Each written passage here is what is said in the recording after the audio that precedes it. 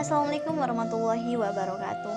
Nah, pada kali ini kita akan membahas tentang asal mula dendang saluang pauk.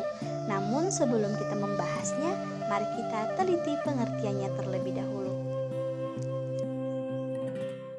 Asal mula dendang dan saluang pauh berkaitan dengan tradisi nenek moyang yang dahulunya menanam padi di lereng bukit bersama pasangan mereka. Setelah panen, batang padi digunakan sebagai alat musik sederhana yang disebut pupui batang padi, dan kemudian alat ini berkembang menjadi bansuri. Seiring berjalannya waktu, alat ini ditingkatkan dengan menggunakan bambu atau talang yang dilubangi sebanyak 6 untuk menghasilkan suara ketika ditiup. Suara ini memikat perempuan yang mendengarnya, sehingga mereka mulai menyanyikan dendang sebagai iringan.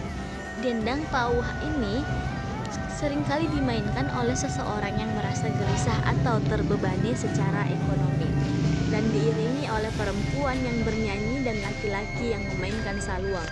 Keharmonisan alat musik ini membuatnya dikenal di kampung-kampung, di mana masyarakat mulai menyukai iringan dendang dan saluang.